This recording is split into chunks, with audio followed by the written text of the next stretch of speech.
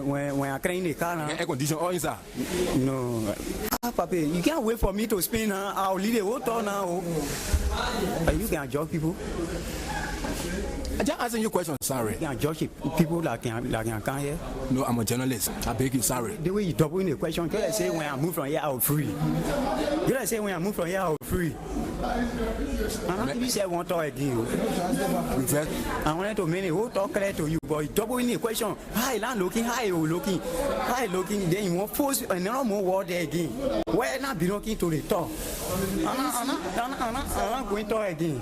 And said they call me to the office, I go explain. I think you explain to me that you come to get there. You say you get the tea to the man. After you get the tea to the man, you come now. So what next now? And for me, I'll not there. Nobody, you getting there. You say, asking you two more question. Hey, just explain things. Say, make your egg and bread. You bring it. Okay, sorry. Now I say sorry now. Okay, sorry. If you I will not ask you the question again. Okay, sorry. When I give you answer now, then you. Okay, explain again. I'm not asking you no more question again. Okay, let's go ahead now. Go to school. The English say I need the English. Okay, sorry. Now I say sorry now. Sorry. Say Ali, you take time. You take time. I'm taking time. Okay, sorry. Okay. I said I can take time to explain. Yeah, okay. You say rest there, you brought dirty rest in the country, your caution done. I ate somebody rest yesterday. Not a dirty rest. But what you say, the people in the plaza, you say that you pull it do now. So I don't expect you to say anything otherwise. When I hear somebody telling me that Gifty was making love to Peters in the car, only Jesus can tell me that I will accept. Only Jesus. No CID, NSA, FBI report will make me to accept it. No kind of a report will make me to agree that Gifty Lama was in a car on Broad Street having sex. Whereas when we went there, I was there when police opened that vehicle. We noticed that there was sand in her shoes. So the Broad Street play got sand now. Broad Street got sand. Where part of Broad Street is sand coming from? I refuse to accept that. Anybody wants to get angry with me, let them get angry with me. I refuse it any day, anytime. Gifty Lama never died on Broad Street. She died somewhere else. They were brought on Broad Street. I say so. I, Solomon Claudius George. Musa Belete stole 180,000 in tax money from the Liberian government, for which he was dragged to court. 2012, he was announced convicted. This is the man also condemned by FIFA as a fraudster. This is the man who is in the midst of the CPP, and the CPP is now throwing what I call a cordon sanitaire around him. Now, if you have a guy who is a potential contaminant, and you have it in your midst, what do you think will happen? He will contaminate everybody. This man is a walking corruption virus. Anything he comes in contact with, anything he touches, he contaminates. The CPP will be contaminated very soon, because my own Liberty Party is now contaminated. People in the Liberty Party who took Peacock Trust for ability today, they are defending him up and down the country. The People's Liberation Party, through the National Executive Committee and the GAC, has with immediate effect suspended for time indefinite and to face the Grievance and Ethics Committee for investigation for their respective actions. Those suspended and removed are Mr. Jerry K. Colley, former chairman, Bon County, suspended. Mr. Mohammed A. Billity, former chairman, Margibi County, suspended. Mr. J. Emmanuel Green, former chairman, Grand Cape County, suspended. Mr. Oscar Holmes, former chairman, Bomi County, suspended. Mrs. Evelyn Yakoli Morris, former chair,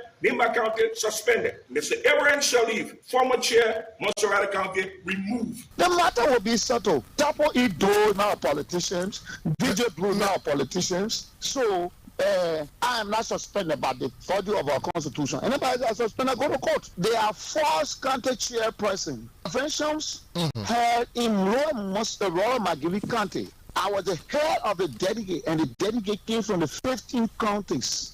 Those that were elected from the convention, before the convention, to serve as delegate, to elect our official of the party, they are the legitimate chairperson. If you want to one district before you told one somebody from there, say who was say he want to be contesting, then you say you are Montserrat County chair. Then you doing it to rob the president of the Republic of Liberia. Founders Unification Party, so calls for the immediate suspension or dismissal and subsequent prosecution of religious boss Professor Francis Ware and his deputies Lawrence George and Wilbur Smith, rector and rest of the current state. The recent LSC report is yet another testimony to how common criminals and fortune hustlers have taken over the state and are looting the state on industrial scale. As of today, Thursday, March 16, 2023, student politics on all UA campuses are hereby suspended until further notice. The suspension comes in the wake of the many violent disturbances on the University of Liberia campuses. Students are mandated to keep in strict conformity to this pronouncement. Of the CDC coalition members of the UP, ANC, and Labour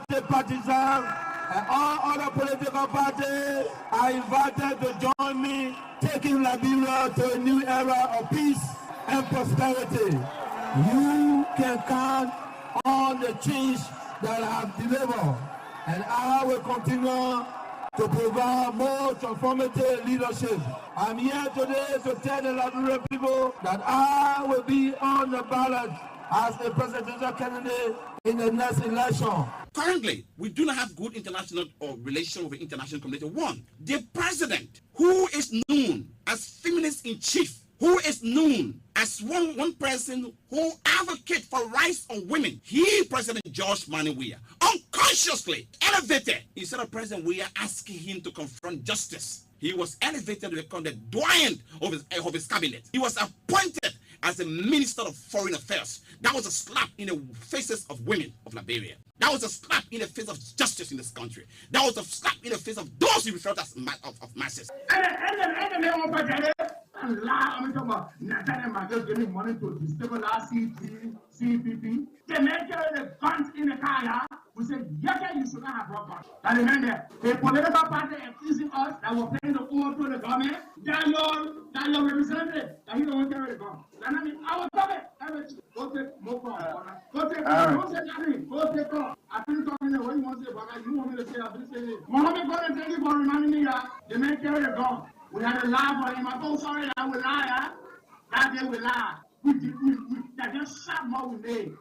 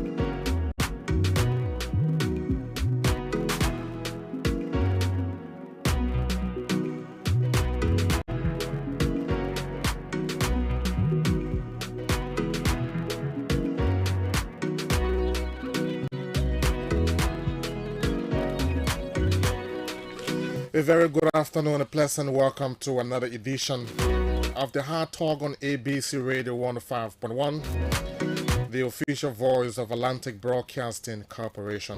We are beaming live and direct from the corner of Brown Buchanan Streets, downtown Monrovia. Today is Monday, May 1, a brand new month, a brand new week. What a pleasant way to start up. And so from wherever you are joining us, whatever you're doing, it is my pleasure to say good afternoon to you and welcome to the Hard Talk on ABC Radio. My name is Tia Williams. My colleague is Anthony J. Van Jondley. We are set, rough and ready to bring you this edition of the program. This wonderful Monday afternoon in Monrovia. All of you who are driving and currently glued to ABC Radio would like to say good afternoon. And welcome to the program. As you drive home this afternoon, take it easy, just remain in the queue. I'm told traffic is certain areas of the country at the moment, and so as you make your way home, just take it easy, drive along, follow all of the instructions given you by the Liberia National Police, and stay safe. As you drive, watch out for pedestrians and also watch out or respect the king. Well, having said that, let me cross over to my colleague Anthony Jiffan, who is already seated before me. Jiffan, it's good to be here once again. Another Monday, another presentation How are you today? Well, Theo, it's good to be here, as you said. I'm good. It was a great weekend, coming from a weekend, very quiet, spent well. The first working day gotta be good. And we are always happy, and this is what I always say. We're always happy to be here, do what we love doing best. So it's good. But the next thing you will be asking me for is our wise words. And so today for our wise words, And it's often said everybody hates Monday. Nobody likes Monday. Yes, do you agree with that? Well, everybody, that means including myself. Well, I don't hate Monday anyway. But many persons hate Monday anyway. Because they have a fun time over the weekend. Don't want to wake up soon. Just like me, I didn't wake up soon today anyway. Okay. But yes, the wise words for today say, no matter how much they've wronged you, live humbly. No matter how wealthy you become, think positively. No matter how hard life is, give much. Even if you've been given little, forgive all, especially yourself, and never stop praying for the best for everyone. You want me to read that again to you? Yeah. It says, no matter how much they've wronged you, live humbly. No matter how wealthy you become, think positively. Okay. No matter how hard life is, give much. Even if you've been given little, forgive all, especially yourself. And never stop praying for the best for everyone. Great. Wonderful wise word of the day.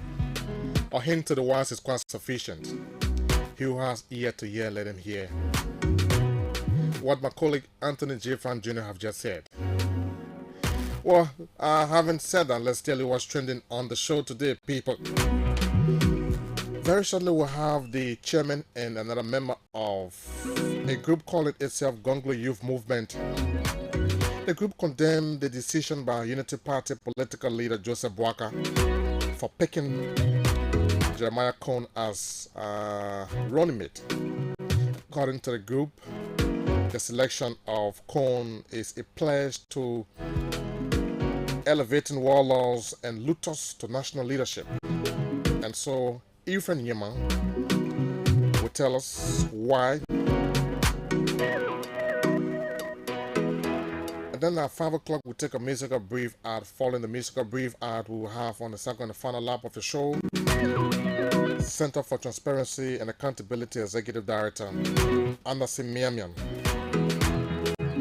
who will tell us why he thinks the WLF government has failed to move a step further in fighting corruption. And so that's the lineup for you folks. I invite a friend to come on as we bring you this edition of the Hard Talk on ABC Radio 105.1. Once again, a group calling itself Gonglo Youth Movement condemned the decision by Unity Party political leader Joseph Boakai for picking Jeremiah Cone as running mate. According to the group's chairman, the selection of Cone is a pledge to elevating warlords and looters to national leadership. How? We don't know. Ephraim Yeman and his colleague will join us very shortly, and they will tell us more regarding their assertions of the former Vice President Joseph Boakai. Like I told you earlier on, at 5:05, we will have on the second and final segment of the show the Center for Transparency and Accountability Executive Director Anderson Miamian joining us. Miamian thinks that the WLF government has failed to fight against corruption, or has failed in the fight against corruption, if you will. And so we'll talk more about that when he joins us, excuse me, on the second and final lap of the show today, folks. So that's the menu for you. Invite someone to keep glued to ABC Radio. All of you who are following us on Facebook at ABC Radio Official, we'd like to say good afternoon to you wherever you are, which part of the world. Welcome to the program. And those of you who are also following us via the Radio King app, we also want to say good afternoon from just wherever you are following us, and welcome to another edition of the Hard Talk. Anthony, let's take this brief out as we welcome our guest on the show today.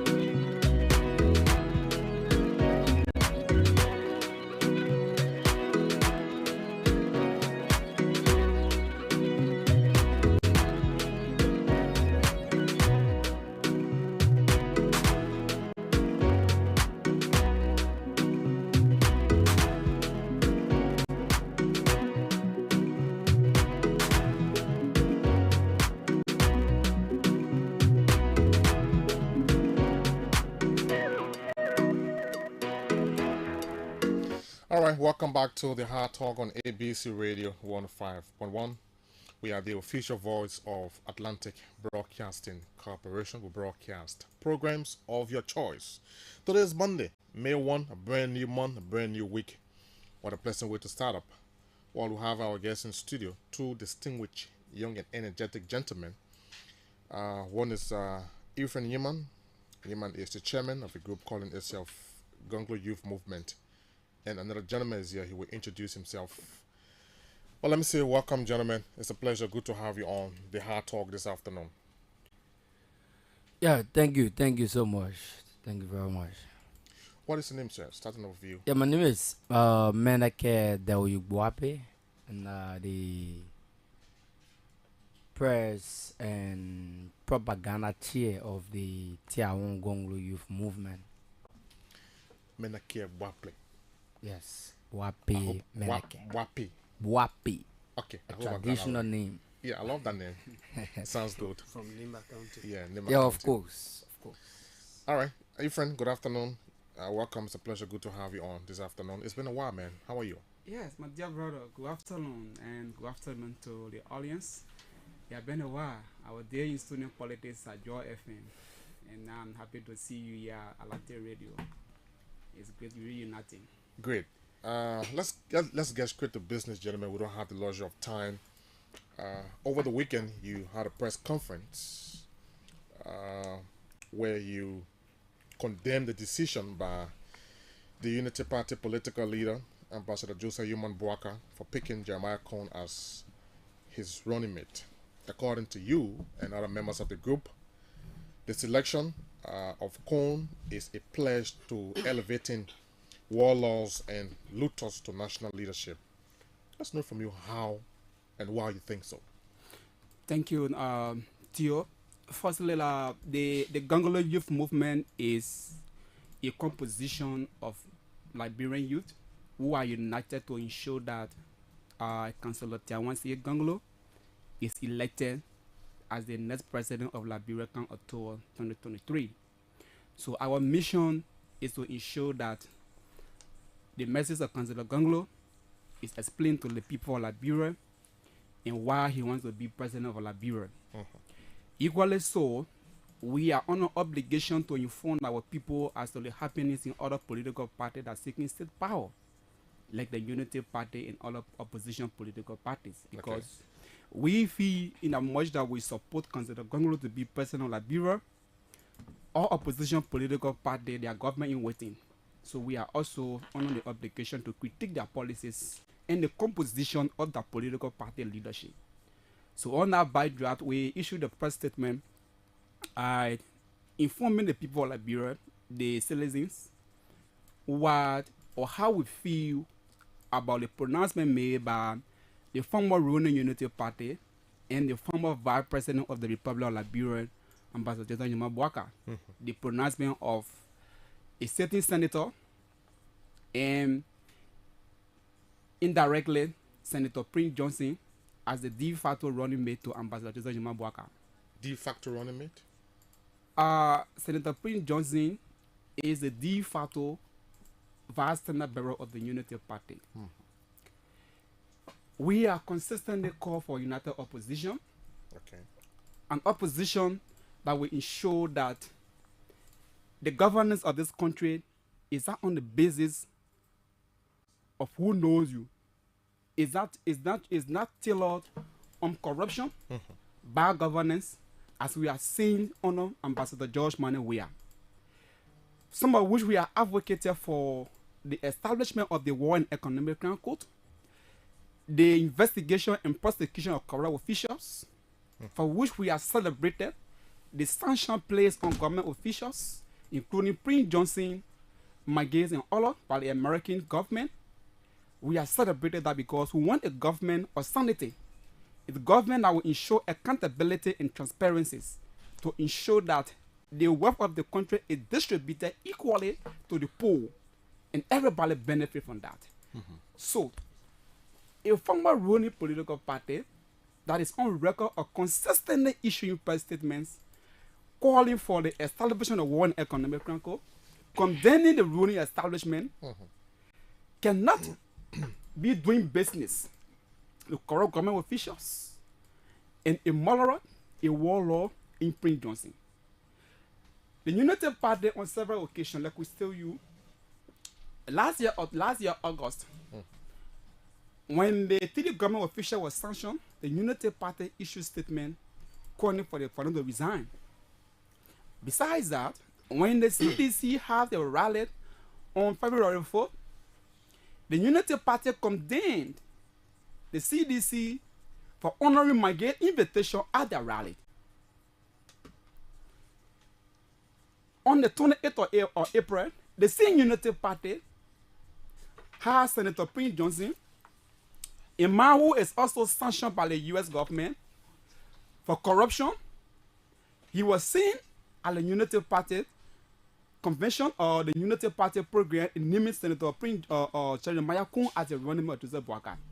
So we are saying that you cannot be preaching equity, you cannot be calling for transparency and accountability, you cannot be calling for the prosecution of corrupt government officials, you cannot be calling for the establishment of one economic crime code, and you are doing business with corrupt government officials and doing business with warlords and criminals. Okay. So we are saying that in as much that we want an opposition that united, we cannot do business with the same opposition. So we clearly see that the composition of the Unity Party, the composition of the current Unity Party is no different from the marriage between the CDC and the MPP of former Chancellor, Warlord Chancellor.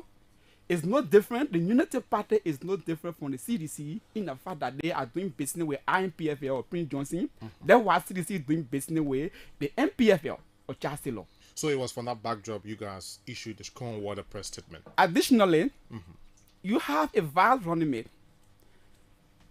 Sorry, the only basis why the Unity Party announced Jeremiah Kun as a running mate is not on the basis of integrity. What do you think? It's not on the basis of transforming Liberia. It's not on the basis of doing things differently to transform the country. What do you think? It is on the basis of getting state power.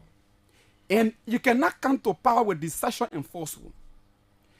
A Jeremiah Kun who once served as a co-chair on the Hostel Committee on Waste, Means and Finance. A committee that allocated huge amount of money cash to themselves. Why JFK retention was all the jobs. He is not on record of speaking or standing against the ills in Liberia.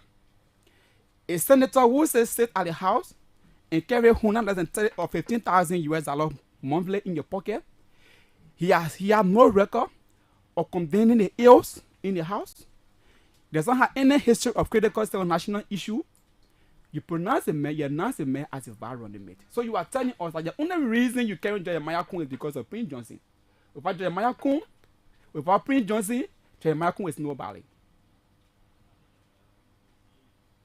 Right? So our argument is that we will not do business with people who are in bed with criminals and warlords. Councillor Gonglo are consistently said that. So you also think the alignment with Senator Johnson undermine the establishment of the War and Economic Crimes Court? It's not what I think. It's what it is. Okay. It's not what I think. It's what it is. It is clear. You know who is Prince Johnson. You know his history, right? He's on record. This is the only warlord who is intimidated, who are consistently rejected the call for the War and Economic Crime Court. He has said time over number he doesn't support the War and Economic Crime Court. And now you have him as a de facto stand-up or de facto vice member of the Unity Party. What do you expect? So what we call the Unity Party? The Unity Party cannot be called a rescue team. The best thing they can do for themselves is to rescue themselves from deception and falsehood. Let's hear from your colleague. Maybe you want to weigh in on that question.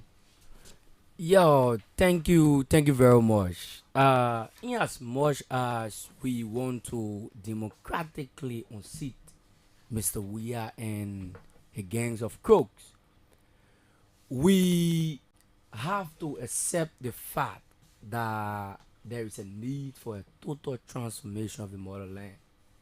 In as much as we want a total transformation of the motherland, we believe that anybody, any political leader who wants to unseat Mr. Weah and his gangs of crooks, you should have the courage to prosecute past government officials.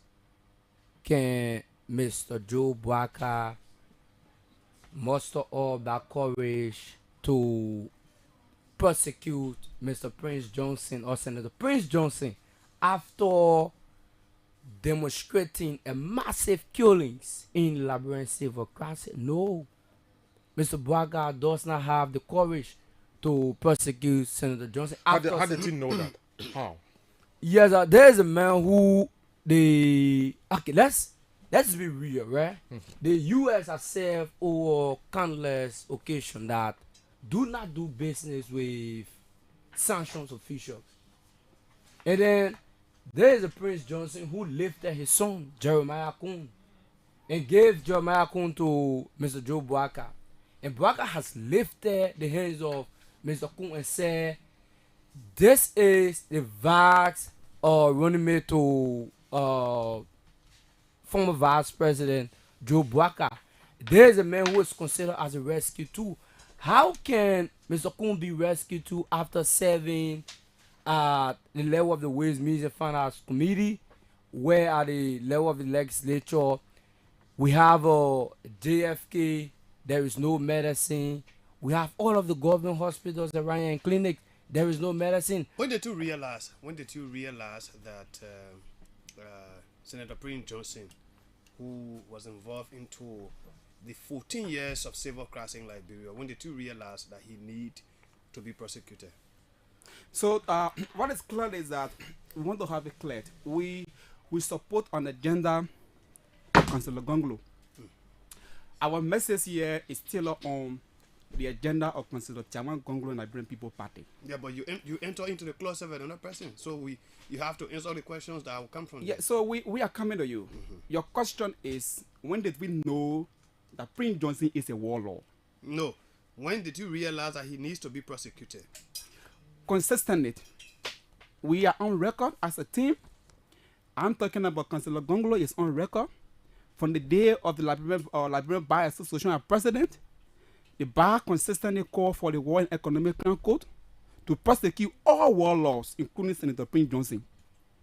We as an individual, we are also consistently called for the establishment of War and Economic Crime Court. So we are never been in support of impunity. We are never been in support of people like Prince Johnson enjoying the state resources while the victims of war are suffering. We have never supported that. So our call for the prosecution of Prince Johnson and others is not today. It's not on the basis of the pronouncement made by the Unity Party. It's on the basis of the fundamental. the TRC report is clear that those who committed atrocity in this country, including President, should be beyond bar, should be prosecuted. So it is not on the basis of Prince Johnson being announced as the de facto vice president of the Unity Party. Our call is consistent. It did far back, as far as Manasadi time. You are supporting Councillor Tiawon Gonglo. Councillor Gonglo worked in the government of former President Ellen Johnson Sirleaf. Former President Ellen Johnson Sirleaf was also accused of being part of the 14 years civil war in Liberia. And if you want to go back to the TRC report, which says all of those who participated into the Liberian civil crisis should not be given opportunity to lead Liberia. President Sirleaf became president, appointed the man you support. He accepted and he worked in the government of President Sirleaf. When did he realize, when did you and your boss, Councillor Gonglo, get to know that those who participated in war should not lead and should be prosecuted? So the first thing is that, let me say that it is not wrong for a Liberian to work in Liberian government. But it is wrong for a Liberian to work in a government when they believe that wait,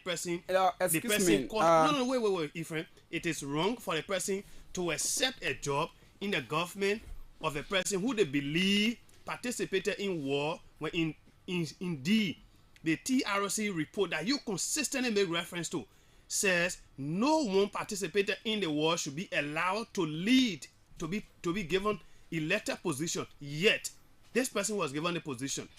Your bossman did not reject the job. He took it. When former President Ellen Johnson Sirleaf was elected senator, because of corruption, she felt that the government was corrupt, so she could not serve. She rejected. When did you realize that? So I said to you, it is not wrong for a Liberian to work in the government. But the question is, what was your position when you work in the government? That should be the issue. What role did you play? What was the stand on national issue, including the TRC report? Now, Councillor Gonglo served as Solicitor General for Liberia under Manasadi government. Exactly. Right? Under Councillor Gonglo leadership as Solicitor General, he's on record for the first time in Liberia history as the only SG who prosecuted former government official, including president. He prosecuted, he think over Chancellor. He's on record for prosecuting state government or ministers, speaker in this country. Right? And besides that, while he was working in government as Solicitor General, he's on record for critically speaking against inside, including calling for the War and Economic Crime Code. The War and Economic Crime Code, there was a rule laid down in the TRC report. Right? Go ahead. It was established. The TRC report laid down the procedure, what it should be done. So as a Solicitor General, he supported it. He called for it, that it is important that we have the TRC report implemented. He's on record for calling for that. He's on record for prosecuting former government officials, including president, speaker, and minister. So the question is not about whether you work in the government, whether you are employed by Manaseli. The question is, what role did he play when he served as Solicitor General for Liberia? Yes, he served that role. He called for the TRC report to be implemented. He prosecuted government official when he served that role. Why are you questioning the former vice president who have just elected Senator Jeremiah Kun as his running mate, questioning his ability to call for war or establish war in economic crimes court for the prosecution of Prince Johnson, when in fact Prince Johnson is not his running mate? But you don't want to question your bossman who worked with former President Ellen Johnson Sirleaf, the same person he accused of being part of the war in Liberia. Now you're questioning Joseph Boakai because he's elected Jeremiah Kun, who was never a part of the war. I hope you understanding yourself. Yes. Jeremiah Kun is the running mate to VB Boakai. Did he participate in the war? You have over 5 years. Wapi. Over 5 years. Wapi, Mr. did Jeremiah Kun participate in the war? He did not participate, but he's being supported and influenced by somebody who is a mass murderer in the country. And so that is what you believe. You have a lot of people who struggle with Mr. Joe Boakai during the first 5 years of Mr. Weah. He has struggled with those people in as much as nobody is perfect, but his decision of choosing a running mate was being influenced by this Senator Prince Johnson. That's what you believe. Yeah, so if Joe Bwaka, right, can listen to Senator Johnson in selecting a running mate who has been down in one of the same citizen regime, he also has the courage to influence Joe Bwaka's decision that, my man, do not bring war and economic crimes. So let's assume. And before you assume, Jeremiah Kun was not selected as an individual. It was under an arrangement, under a banner of the political institution. Who has a political institution? Senator Prince Johnson. No. Jeremiah Kun is a political leader. Give me time. Please give me time. If who is the head of the political party? No, Senator Johnson turned over to Mr. Cohn. So who is the head of the political Cohn party? is the current head of the party. Excuse me. Ifrane. The political party. Political party got leaders. Let's do it like this. This is an interview. Yeah. Who's the head of the political party? Excuse me. This is not yes or no question. No. I'm not saying you tell me yes or no. Ifrane, wait. I'm not saying this is. Excuse me. Okay, I will tell you, Prince Johnson. No, who is the head of a political institution? That's my question. My question is. It depends the structure of the political party. Okay, so in your party, who is the head of the chairman is the head of my party. The chairman. Yes. Okay, so Senator Prince Johnson is not the chairman of the MDR. Do you know that? No, but it varies. I said to you, the head of the political party it depends on the political arrangement and the structure. Go ahead. So, what I'm saying to you is that. The selection of Jeremiah Kun is on the basis of political arrangement on an institutional mandate. The NDR of Prince Johnson is not serving as the standard bearer of the NDR, but he's the chair of the governing council of the NDR, making key decisions of the NDR. Jeremiah Kun is not part of the Prince Johnson because the governing council of the NDR decided to do the activity of the party and make decisions as to where the party goes. So if you have Prince Johnson, who is serving as the governing council chair of the MDR, and then Jeremiah Kun is serving in Charlotte as the senate brother of the party. Prince Johnson is the one who is going as the vice senate brother of the party. Let's assume Senator Johnson wasn't in the picture, as to speak. How will you rate the Cohn Bwaka ticket? So listen, the Cohn Bwaka ticket, our argument is correct. In all fairness, that ticket is only winnable in Riyadh. Yes. Where? Riyadh, where Bwaka live. There where you can win. What do you mean? You have listen. We have come to discuss why Councillor Kun will be president. We'll come to that. But you want to focus firstly on the assertions made about the two individuals. You were invited. Based on the press statement you issued, right? So we call you the campaign council of Gongolo. I stand by the statement that the Bwaka Kun ticket is winnable in Riyadh. Say Bwaka Kun. Yeah, Bwaka Kun ticket. Bwaka Kun ticket is winnable in Riyadh. They want that ticket win. Let's look at the analysis, right? I'm not a member of the Liberty Party. I'm not a member of the ALP. But commitment in any political arrangement, just delegation. You're a member of the P, are you calling? LPP. Yeah. But this is the Gongolo Youth Movement. In the political arrangement, loyalty pays a lot. Right? You have a political arrangement where you have 3 political parties consistently struggling with you. Senator Nyomli Kanga is being fought heavily by Mr. Musa Belete, not because Musa Belete hate us. No.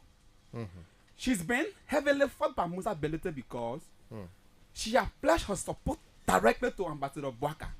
And Musa Belete as a person, he doesn't see it that way.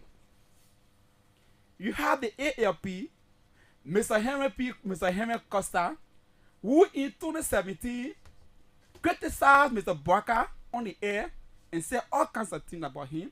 He came back, he apologized, and began to support Ambassador Bwaka, stood by you, supported you throughout in the struggle, and they were relevant to the Unity Party when they were dead. After looting the state for 2 years, they were voted out. The 2 political parties, this political party came together and gave them light. At the end of the day, he betrayed them. He got into a holy marriage with a warlord. Under the pretense that telling the people that I'm not here for the same. I'm not looking for the similar person. So, Mr. Bwaka, when did he know that corruption is good? Because you are saying that corruption is good now. When did he know that there is nothing wrong with having one economic crime court? When did he know that? So it is the only basis why, the only reason why the United Party, the only reason they want to stay power. Despite the political support from Senator Prince Johnson to Ambassador Bouaka,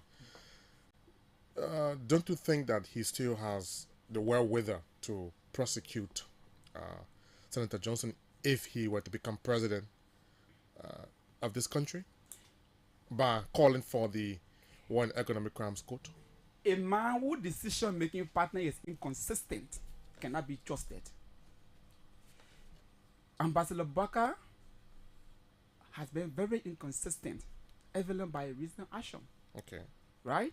So we cannot guarantee, we don't guarantee a unity party government where you have a Jeremiah Kun or Prince Johnson serving as a vice senator bearer or a president, God forbid, to prosecute government officials. It's not possible.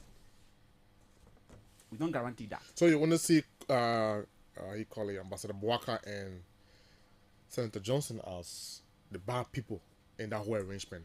No, but you think Kun is a good man, right? Kun cannot be, the word good is relative, right? The word good is relative. Kun has equal share. He cannot divorce himself from the CDC. Kun cannot divorce himself from the CDC. Kun equally contributed or is equally contributing to the ills being shared by the CDC. Like I told you, Mr. Kun once served as the hostel committee co-chair on hostel committee on waste, means and finance, right? That committee, according to the PFN law of Liberia, the PFN law gives the houses the authority, along with the Ministry of Finance, to allocate resources. The house get the authority to ensure that to review budget performance of government ministry and agency. Where the money, when the money is spent, they come back, they review the budget, what they do with the money before they give you money. Mr. Kun sit in a house, they allocate millions for themselves, while the education sector is broken down. But he served on the committee of waste, means and finance. Mr. Kun, he served on that committee. Monthly, he carry on $15,000.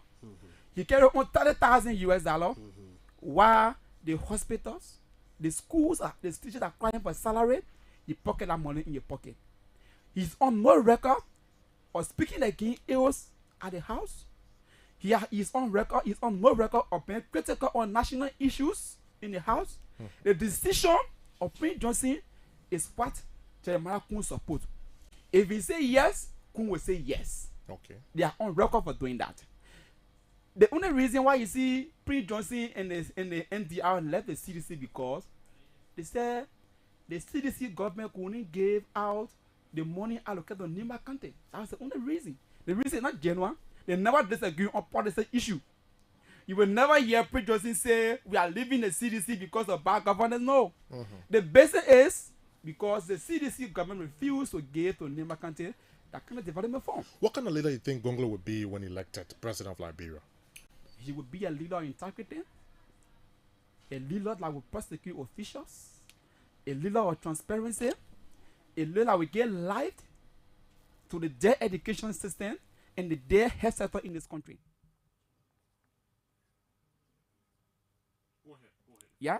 So he will be a leader that will give life to the dead education system in the country. We're waiting to see who tell Councillor Gonglo with Pico. well, the selection. You are an insider. You want to tell us? You want to let the cat out of the bag, or you are not clothed that authority to do so? The selection of who goes as vice senator bearer to Councillor Gonglo is being done by a committee, and that committee will make a report, and a person of integrity, a person of proven record that shares similar vision with Councillor Gonglo will be selected as a vice president. An injure on life. Well, I don't know what you call injure, but as far as we're concerned, we don't support bad governance, we don't support corrupt government officials, we don't support world law. So if I'm very sure we should be going to the lines anytime from now. Yeah. But let me know from you. Are you aware that Councillor Gonglo, the man you support, because make no mistake, this is politics, and the fact is you are supporting Councillor Gonglo, and whenever you get out to checkmate others, people will come back to ask you questions about your leader. People might not look at you as influent. They might be looking at you on the bigger picture that you support Councillor Gonglo.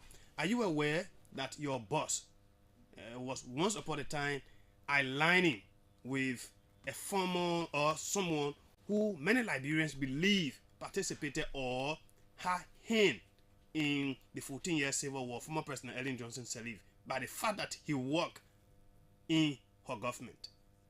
Not just in one position, sir. More than that. So I don't know how many times you want to answer this question. We told you that the question here is not whether or not you work in government. The question is, what role did you play when you served in government? Councillor Gonglo role in government, he served in Manasadi government as Solicitor General, and he served as Labor Minister. Okay, 2 positions. In the 2 positions, he's on record of standing up against the ills in Manasadi government. Like I told you, since 1847, Councillor Gonglo is the only Solicitor General who has prosecuted a sitting speaker, former president of this country, minister of the government. He's the only person who has done that. He's the only person who said to Manasali and disagree with Manasali on corruption and resign over the issue of corruption and bad governance. He was not the only person that resigned anyway. I said he resigned. Yeah, what are the chances? Yeah, but I'm telling you that because he's saying that Councillor Gonglo working in Manasali government. So the question is not about whether you're working in government or not. The question is, what role did he play? Let me ask your colleague this question, if you permit me, please. Yeah. What are the chances of Councillor Gonglo in these elections? There's a high possibility that Councillor Gonglo will ascend to the presidency 2023. Councillor Gonglo, for those of you who do not know Councillor Gonglo, he's among all of those participating or aspiring to become president of the Republic of Liberia. Councillor Tiawan Gonglo is one of those who participated or who joined Moja, the movement of justice in Africa, when the ordinary people of Liberia, when they were facing or subscribing to abject poverty in this country, when the issue of the rest riot care, wherein Liberians needed people to stand for them, to channel their disenchantment, the likes of Councillor Gonglo. They were people who took the debate and routed the ordinary people into history. Even though everything is not rosy now, but they played their part in history as recorded them. And we believe that there is a need for Liberians to honor this councillor, to give him the authority to serve as president of the Republic of Liberia. Okay. He's from Nimba County. And if you look at the current political status in the country, you see all of those political leaders running around Nimba. If you look at if you go to the county now, majority of the people, they are resolved that they will not forego the presidency for a vice presidency. Okay. So they are resolved to overwhelmingly vote for Councillor Tiawan Gonglo. Okay. And I want to say this and be kept on record that no presidential candidate will win the first round of the presidential election. Let's take some in calls. Nimba County. Thank you. Let's take some calls. 0-777-105-100, 0-555-105-100 are the numbers to call and be live on the first segment of the Hard Talk. This caller here. Yeah, good evening. Good afternoon. It's a pleasure. Good to have you on. Thanks for joining us. My name is Abaka. I am in Kawa. Go ahead. You know, my brother, we are opposition. We need to unite. But if you're talking about someone doing business with our MPFL, and whether but then your boss man work with the person who gets $10,000 for the rebels, for humanitarian purposes, your boss man don't have problem. But my brother, the question you're asking, guy, you want to drag. I can tell you for free, Tiawan Gonglo is in a discussion with Alexander Cummings to go out running mate. Take my number. If it's not happy, you should ban me from the show. Okay. The man want to go out VP to Cummings. All right, that is thank discussion you. on. Thank you. Another caller is here. Good afternoon. allegation there. Hello. Hello, how you doing, sir? I'm okay. What's your name? I'm Princeton B. Miawe, calling you from Tenny Point, Johnsonville. Go ahead. While the studio guests are staying there, whether they are dodging your question, you know, it is good to come on the platform with real. You don't want to be real. You are saying that broadcasters are making business with food. And President was inferring that. Then they are asking you why should Councilor Gongo accept this type of job, this type of war law. Why can you accept this job that they gave you? You are dodging the whole question. You are not real, brother. And then true Councilor Gongo, we know his track record, but you don't want to be straight to the point. Thank you. That's just my same point. Let me still with this line and take another caller. Caller, yeah, good afternoon. Hello. Good afternoon. Yes, this is Abednego Blay. I'm joining the conversation from Better You Community. Your background is very noisy, Abednego. Just walk your way a little bit. Leave from where the kids are. Yeah. Okay. So, I just want to weigh in on the issues. You know, we have to be very frank and real. People who say Councilor worked during the Manaseli administration because she was a warlord. So I've been seeing people telling us that Ambassador Baka, who served as vice running mate for 12 years, he also didn't work with the same warlord. But the issue not about working with warlord. The issue about your working government and how you have done with power and what you intend to do with power. So it's not really the issue. For us, we believe that Councilor Gongo is the best person. And you cannot be preaching everything and then you have telephone in your closet. No. Okay. Thank you. Thank you, my brother. 0777 105 100 0555 105 100. The numbers to call and be live on the first segment of the Hard Talk with me, Tia Williams and Anthony Jeffa on ABC Radio. Very shortly, folks, we will take a break and usher in our next guest on the second and final lap of the show. But in the meantime, between time, you can send in your calls to those numbers 0777 105 100 0555 105 100 and be live on the show. We're having studio two distinguished gentlemen from a group calling itself Gonglo Youth Movement. They've condemned the decision by Unity Party political leader Joseph Yuman Bwaka for picking Jeremiah Cone as running mate. According to them, the selection of Cone is a pledge to elevating warlords and looters to national leadership. Well, you've been following the conversation. I think we'll take one Let's or hear two you more participate. persons, Yes. and we... This caller is here. Welcome. Thanks for joining us. How are you? Good morning. I mean, good evening, Anthony. Good afternoon, David. Yeah, thank you for your recognition. To our young brothers in studio, when you come to the day school or you're addressing a statement, please respect him. Be addressing with respect. You got how you calling the former Vice President Bwaka.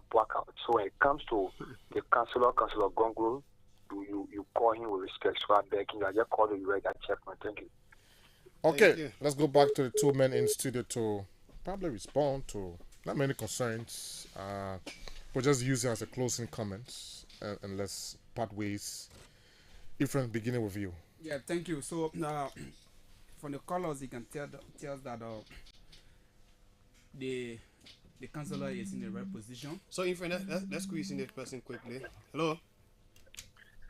Yeah, William. How are you, my brother? Go ahead, Chief. This is your long-time friend, Noah Zawu Kefin here. Oh, Zawu. Welcome, my man. How are you? Yeah, thank you. It's been a while, man. You know, I come basically to make some clarifications. Go ahead, Noah. Madam Ellen Johnson Sirleaf made it clear during her appearance at the TRC beyond camera that she made available $10,000 to the NPFL, which is no secret. All of us know that. She said it was on a humanitarian basis. It clearly suggested that she supported the war. So if someone call her warlord, we don't have issue with that. But what we from the Unity Party are saying, we did not ignore the reality that Madam Sirleaf did not support war. We did not ignore that.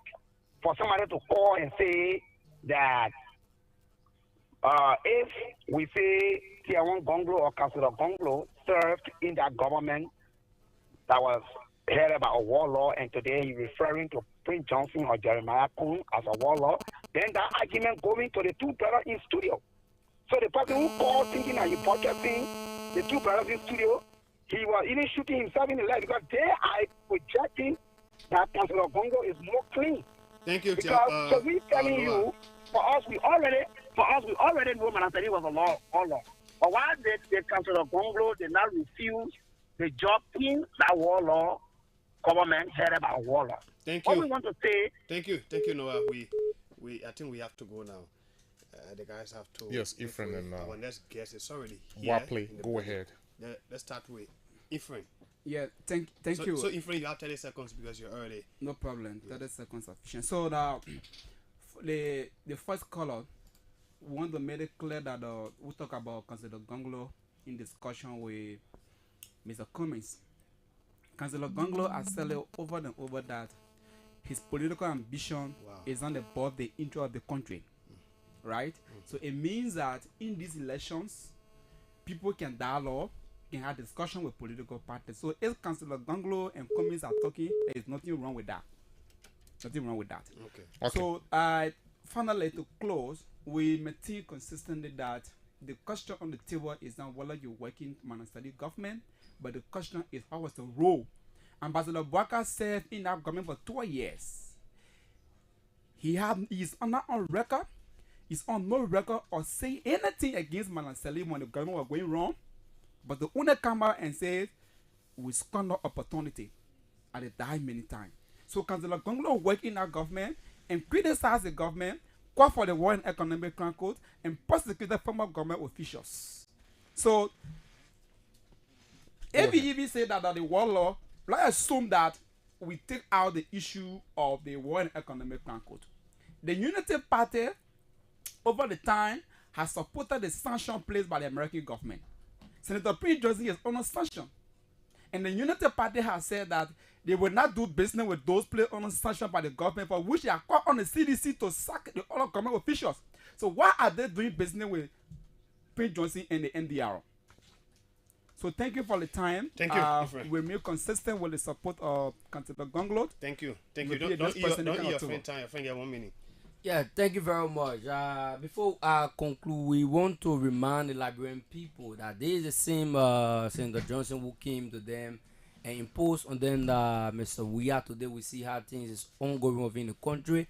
He is not consistent, and we are also warning them that Mr. Bouaka has taken he has made one of the worst decisions in his existence as a political leader of the Unity Party, and there is a worrisome of insincerity to have selected a coon who is being controlled and managed by Senator Prince Johnson, who is considered to be a mass murderer in this country.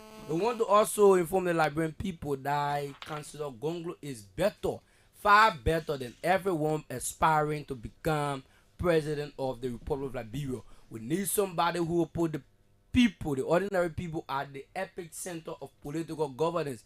We need somebody who will be there for the ordinary people, because all of his time in government, regardless of who he works with, not, he has always been on the side of the people, channeling their disagreement, and he has always struggled with the people when the people were facing abject poverty in this country. Even though they still subscribe to it, it was the lives of Tiawan Gonglo and others who rallied the people around and marched into history. There's the same Tiawan coming back to you, telling you that he can make a better presidency.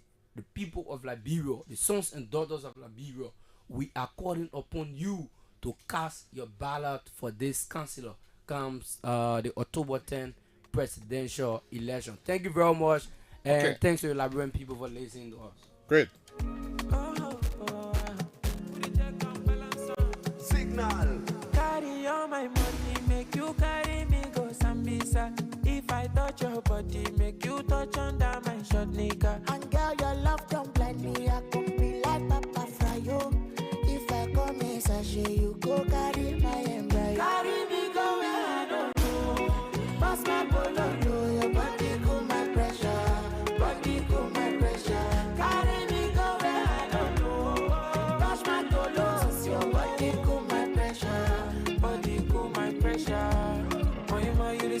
my precinct.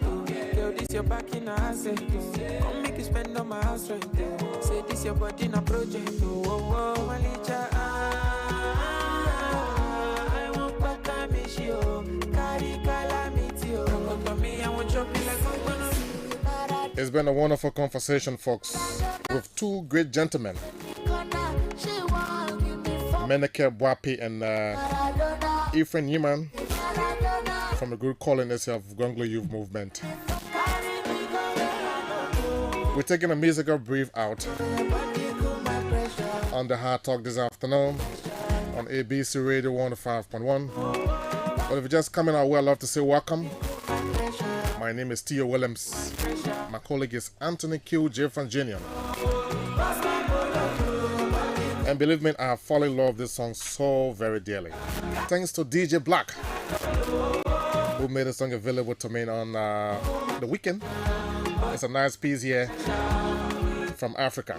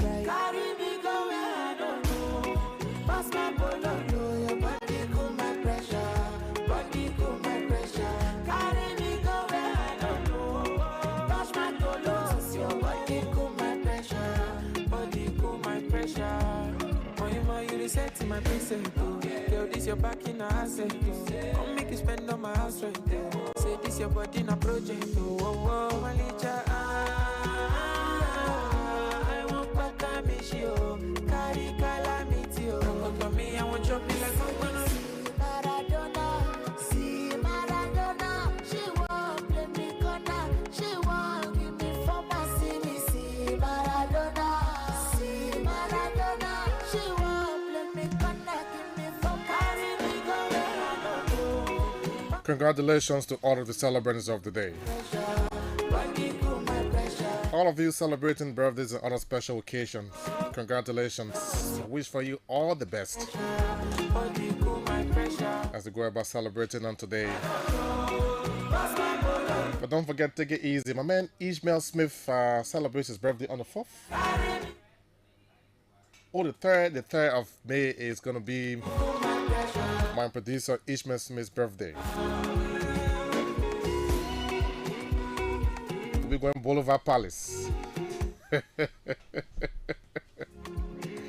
Okay, people, it's good to have you on the Hard Talk this afternoon, or this evening, if you will, on ABC Radio 105.1, the official voice of Atlantic Broadcasting Corporation. Our next guest is already here, I'm told, and he's the executive director of the Center for Transparency and Accountability, Anderson Meerman. We'll be talking about his recent assertions about the Weah-led government. According to him, the government has failed to move a step forward in the fight against corruption. Why?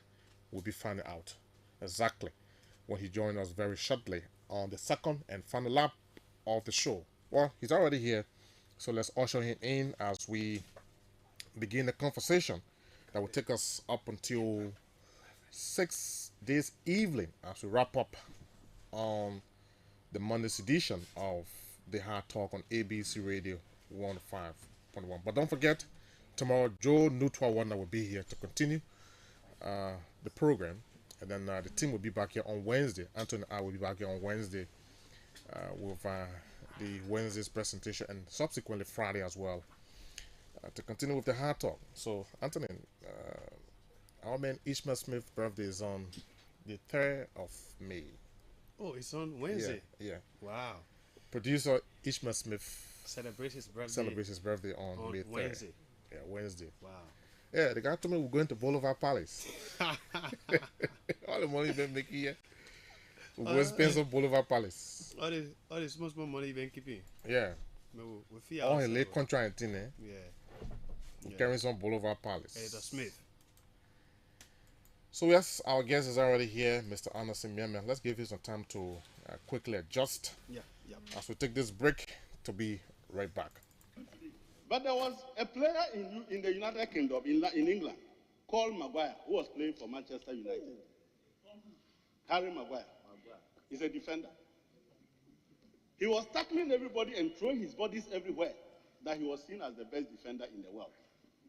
Manchester United went and bought him. He became the biggest threat at the center of Manchester United's defense, tackling Manchester players and giving assists to opponents. Mr. Speaker, when even the opponents failed to score, Maguire will score for them.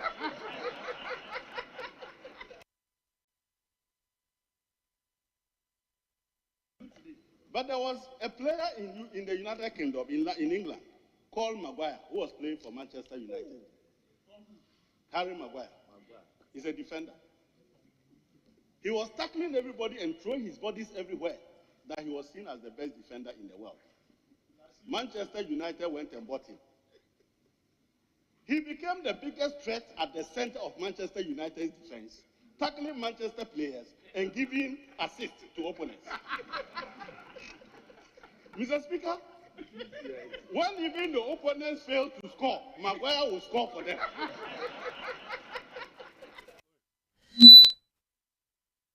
Well, never mind for the feedback. Never mind. Yeah, I did Manchester Mayor give me a hard time. Yeah, But anyway, we won 1-0 yesterday. I told you if the teaser get messy for the computer, you pay for it. No, my man. Once at Maguire, I told you Manchester United will sell Maguire at the end of the season. I mean, I play better football than Maguire, on a serious note. No, I won't agree. I play better football. You what?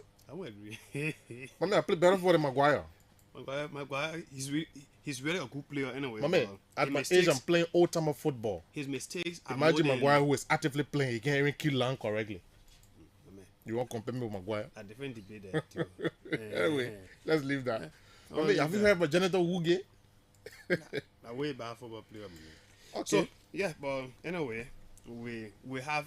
Anyway, I'll compare you and Maguire one day. I mean, I play better than Maguire. We'll go for your clips and bring Maguire clips. But Mr. Anderson Miame, who is the executive director of Sintar, is already in our studio. Yeah, Sintar. I listened to him somewhere. I've been listening to him, but he has not been as extensive as I listened to him of recent. Okay. And when you listen to people like that, sometimes the way they talk, it leads to something else. And so I listened to him as I was like, do we have people like this in Liberia? And I asked my brother and friend Blamo, I said, Blamo, you have to ensure that we have Mr. Miame on our platform. Blamo said, consider it done.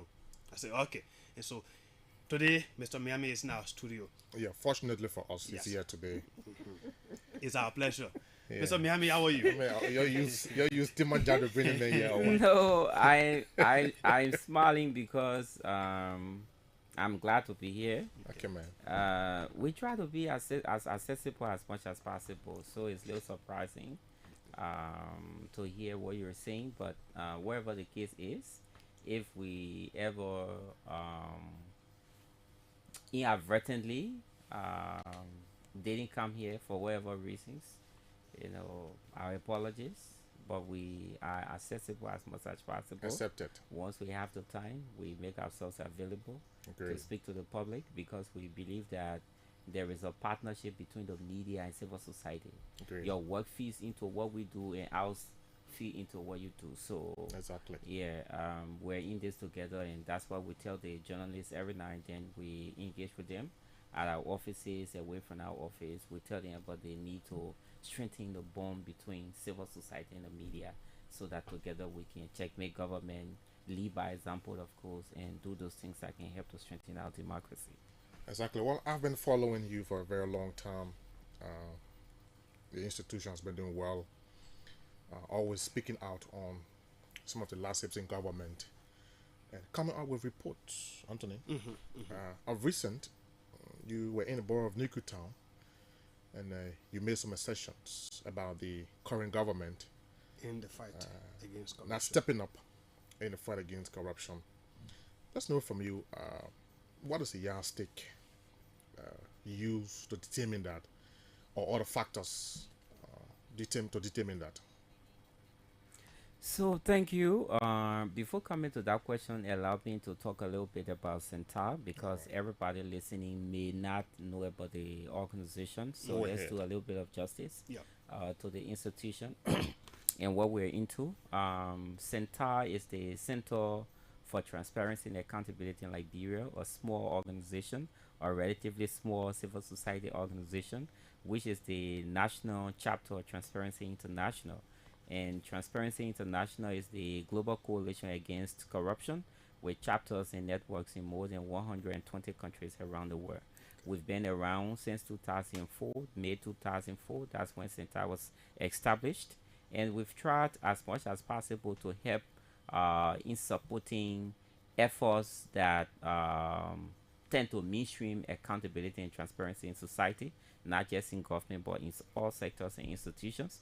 And we work with different stakeholders, the media, civil society actors in civil society, government actors, development partners, citizens, people in private sector, and all others, because the fight against corruption is a collective fight. It's one that no one can win working alone, not even the government of Liberia that has the foremost responsibility to do it. At Centaur, we're keen about strengthening capacity, providing information to the public, especially citizens, so that they have what it takes to engage constructively with the governance process. Because of that, we are into different things. I will put what we do into 4 broad categories. The first one is knowledge production or research that you were alluding to.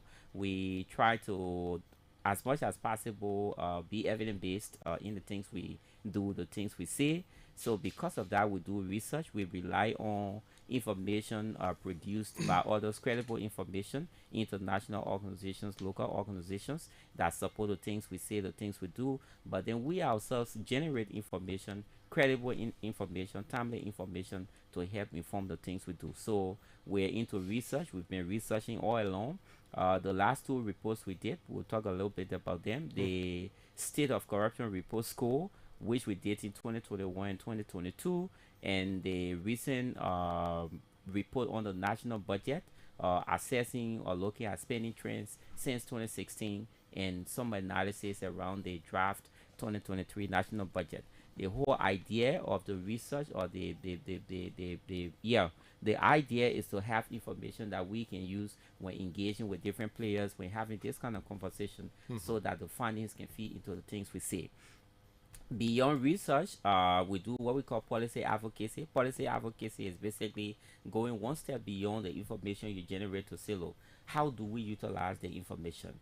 If, for example, we have a report that has a set of recommendations, some to government, some to civil society, some to the media, some to members of the public, and some to development partners.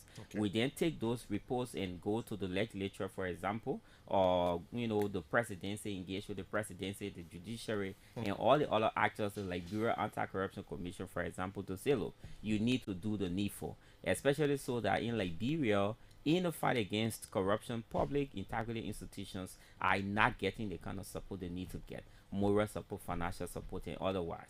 So we take the findings of the research we do to engage with the different stakeholders. In the case of the legislature, for example, we say, look, we realize that the national budget is being used as a tool for corruption. You are prioritizing your interests when it comes to development and implementation of the national budget. So you need to step away from that and ensure that the budget process is as transparent as much as possible. But beyond that, it places citizens at the center. That the things you say, the decisions you make, the engagements between the executive and the legislature should be, for the most part, about citizens' interests and not the personal interests of those in the executive and in the legislature. So that's the policy advocacy aspect of our work. But then we also say, look, citizens play very important roles in the things we do in the fight against corruption, In fact, when we talk about reporting corruption, for example, when we talk about improving the environment for fighting against corruption, passing a whistleblower law, for example, or the code of conduct and all the other laws, you need the public to support the things that are happening. You need people out there to report, on the different things that are happening, whether people are amassing wealth, they are constructing gigantic structures, or there's corruption taking place in the schools, in the communities. You need people who are in these different places to report. So we put a lot of information out there. We put a lot of efforts into engaging with the public. That's why we go into communities. We're using this platform. We go to different places to put messages, information out there that people can use to engage. I mean, information about corruption, the benefits of the benefits of fighting against corruption, the definition of corruption, the forms, the types, and different things, and the actors and the stakeholders that are supporting the fight against corruption, and the laws that people need to be at the available to them to have whatever information they need to engage with whatever processes that may be happening. So that's the public engagement aspect of it. And one of the main reasons why we do that is to take people from their passive position. We realize that over time, not many people have been engaging with conversations around the fight against corruption. So Sentai, along with other stakeholders, the Liberian Anti-Corruption Commission, and even you sitting here, the media, you play important role in educating the public. So we do that so that people move away from their passive position to a very active position, where they will not see the fight as the people's thing, but their thing. So that's the third part. The last piece is around what we call capacity building or strengthening. We believe that different stakeholders are at different levels in terms of capacity. Just the other day, we had some groups writing us to say, look, based on your work, we want you to come in and strengthen our capacity, review our policies so that we can improve on our governance systems and processes. How do we, for example, develop a code of conduct? How do we develop a manual to deal with procurement and other related issues? How do we strengthen our financial management system? So these are things that we engage with people around every now and then. But then some of the capacity building can be around thematic issues. So if you have a community-based organization that wants to engage, that does not have the requisite skills in terms of research, in terms of policy advocacy, in terms of public engagement or outreach, we go in there to provide training at different levels. So these are things that we basically do at Centaur. And a few things we do in terms of programs. We have this, what we call Advocacy and Legal Advice Center. It is not enough to come here and tell people, look, corruption happens, corruption is taking place, engage with the process and all of that. The question would be, how then do we engage with the process? If we have corruption cases or issues, where do we go to report it? So the Swedish government thankfully provided us almost $2 million in 2020, since August of 2020, and we've been using that money to do a whole lot. We have USAID and other donors that are supporting our work, but the Swedish is the biggest donor we've had so far since the organization started. So that money, the Open Society Initiative for West Africa, OSIWA, is another supporter of our work, one of our partners. But that money from the Embassy of Sweden or CEDA has been doing a whole lot. The Advocacy and Legal Advice Center is basically a center that has a team of professionals, lawyers, other technicians that can hear your complaints. So if you have a corruption related issue or case, you call that hotline. We have a hotline, 4432 free of charge, whether Lone Star or Second subscriber. You call that number, it's free. You would speak with the technicians, they will talk to you, ask you a few questions, gather all of the facts. Where necessary, we process the information and forward it to the Liberian Anti-Corruption Commission. Again, that center is not just used for receiving complaints. If you want to inquire about maybe certain laws supporting the fight against corruption or something that you want to know about, when you call that number, we can provide you with that information once we have it. If we don't have it, we tell you that, look, we don't have this information at the moment. Give us time to find it. If we find it, we can get it to you. So that's one. There's also something we're doing around youth engagement. We set up integrity clubs. We're keen about the young people, their involvement in the fight against corruption, especially given that all the different negativities in the country in terms of public officials being corrupt, corruption being civil society, corruption being the media, the private sector, and the different places. So we say, look, let's engage with the young people, train them, have a collective of young people, an army of young people that are trained to good governance, accountability, and transparency issues that can help to support accountability efforts in the country. So right now we have 4 clubs at 4 universities: the University of Liberia, Stella Maris Polytechnic University, African Methodist Episcopal University, and the United Methodist University. So these integrity club members are young people, boys and girls, persons with disabilities. We bring them together, train them, and they are engaging with their fellow students and go into high schools and communities to spread the message about accountability, transparency, ethical citizenship. A range of other things we're doing. We did a compendium, what we call a compendium, but it's basically a book that contains basically all of the laws bordering on the fight against corruption. So instead of you going on the website of LACC, PPCC, GAC to find their laws to discuss them here, you just go to that compendium. It's on our website, www.cental.org.lrg. It's important for you to have that compendium. You will have the LACC law, the Governance Commission, the General Auditing Commission, the Internal Audit Agency, and most of the institutions you think about that are supporting the fight against corruption. You can have it on your phone scroll at any point to wherever page you want to go, whether it is about the LACC, the Governance Commission, the DSC, and all the different institutions. You can find that information at your disposal. So these are some of the things that we're doing at Center. Of course, you hear us in the news every now and then speaking to different things. We're keen about trending issues, happenings in the country. The recent being the statement from the U.S. Ambassador to Liberia that we'll talk about. Yes, but in the work we do, we work with different stakeholders, and the media is a key part of what we do. That's why we're here, and we're hoping that we can raise that perception about us not being accessible, so that we engage as much as possible as we move on. Yes, thank you very well. That was a really perfect rundown of your activities. I heard you talk about working with community people who sometimes provide information that you use. How do you go about doing that? I'm also concerned about their safety. Yeah, right now we do not have a whistleblower law in place, but the thing about it is we tell the public, even with ourselves, the work that we do is somehow risky, but then we tell the people the benefit outweighs the risks associated with engaging with this process. If we do not speak out, who then speaks out for us? And we tell people that, look, the partners we have in Liberia will not do for us what we can do for ourselves. The U.S. ambassador may go one step beyond, what is perceived as the diplomatic realm, or the barrier to say, look, let me speak truth to power here and speak to the things that I have seen in the field. But we Liberians, we can do that better. And that is why we didn't hesitate to support the statement that came from the U.S. ambassador, because he was basically reinforcing the things that we have been saying over time. We will come to the details in terms of some of our positions, our reports, the findings, and all of that.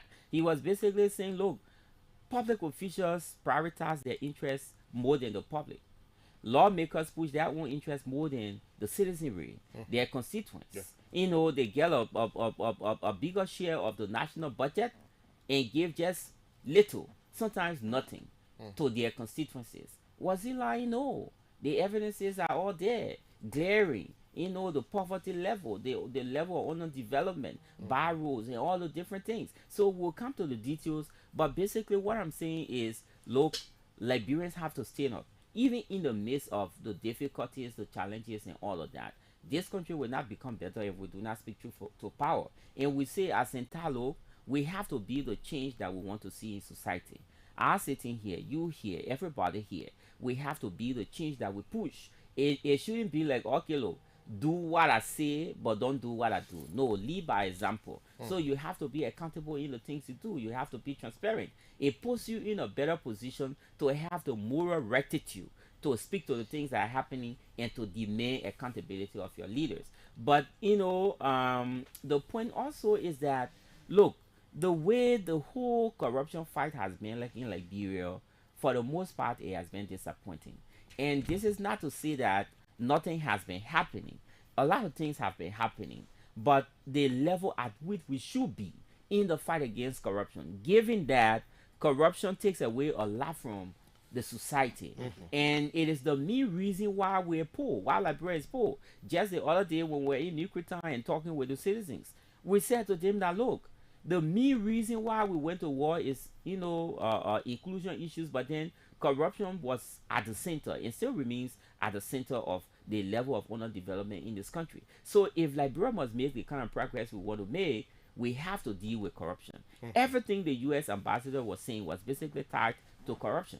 Whether it's Representative Marvin Cole orchestrating inclusion, or Bondwa Clinic in Bond County in the budget and taking the money and using it on another project in his district, we are not even sure whether all of the monies were used for the clinic he was talking about. But these are the things that are happening. Whether it is the lawmakers putting 30,000 in the budget in the midst of increased hardship in the country and harsh economic conditions that citizens are going through, and some of them using that money and taking it to go abroad to marry, and some of them going to their constituencies or their districts and counties to spend a few dollars to make it to appear that they're really using the money. These are the things that we're talking about. So it then positions us in a way that we can engage with this process, not just entire, but all of us Liberians, so that we engage with the government.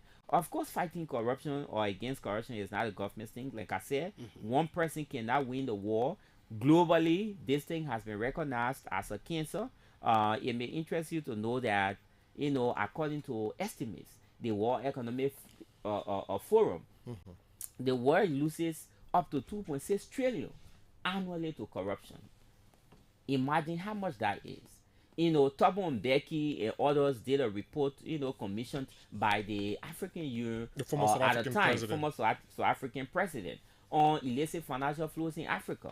And they realized that 50 billion is the money that Africa has lost to corruption for the last, 50 or so years. Okay. And the analysis is that the amount of money that has been coming to Africa during that period is just about the same amount that has been going away through illicit transactions. What that means is, as the monies are coming, either through borrowing and grants and all of that, they are going right back. So it is an issue.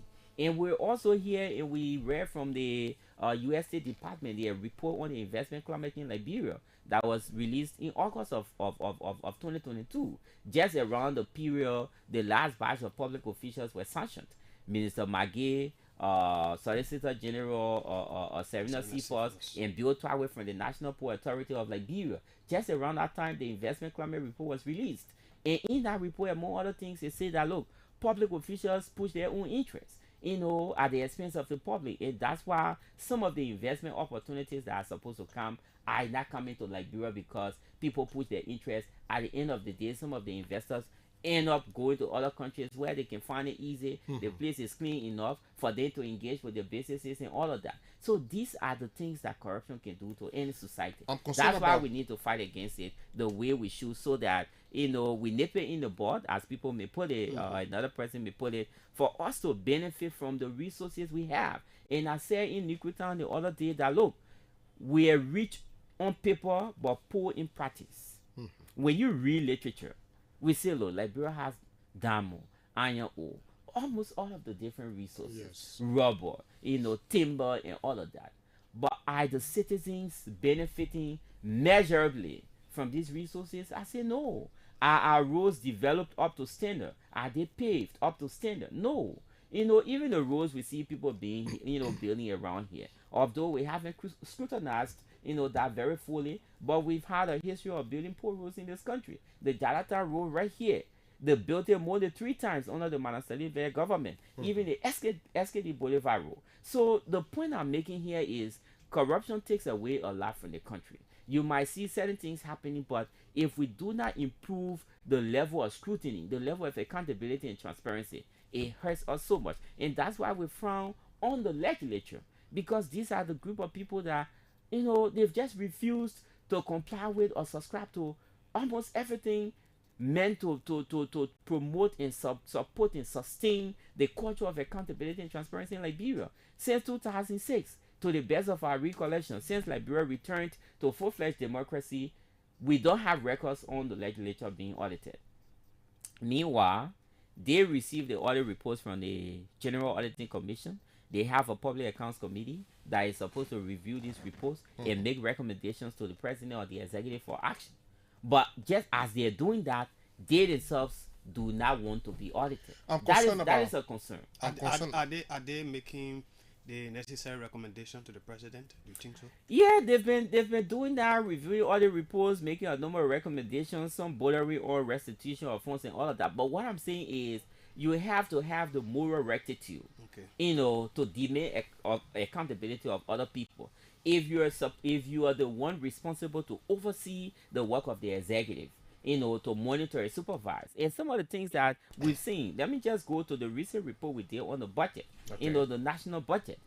Center is into researching. We believe that information is important. We need data, credible data, to inform the discourse or the different conversations we have. And so we do research. We sat and said, look, as part of our open expenditure engagement, that's one of the things we're doing at Center. We say, look, government has an open budget initiative, making the budget public. That's laudable. You go on the website of the Ministry of Finance and Development Planning, you have the different past budgets there, draft budget and the approved budget. That's welcoming. Even the draft 2023 national budget is on the website of the Ministry of Finance and Development Planning. How credible are your research, that is welcoming. I'll come to that. But then we say, look, it's not enough to say, look, we've given ABC Radio 10,000. What is ABC Radio going to use that money on? We're giving Center 1 million. We're giving Center 200,000. What will Center use the money on? The devil can be in the details. We've heard about situations where monies are given to institutions in the budget, disbursed, and officials go back for the monies. Just the other day, there was some audio on the radio about people from Ministry of Health engaging with folks from Cape Mount to get some money back. We saw conversations in Makipi County amongst the health officials about sharing money. So these things have been happening. Those are just, you know, few examples. So the point is, like I said, with the open expenditure engagement, we say, look, let's go beyond just publication of the budget to look at how the actual spending is taking place. But beyond even the spending, the procurement process, how are the contracts being awarded? And this is extremely important. If bad companies are giving contracts, people who do not have the track record are giving contracts that are far beyond their capacity, you have a problem. Have you wondered why some of the companies we have around here doing road projects and all of that are underperforming their issues, but then those contracts cannot be taken from those people? If you check, in the buy, some things could happen. Some shady things would have happened. So the point is, transparency in procurement is extremely important.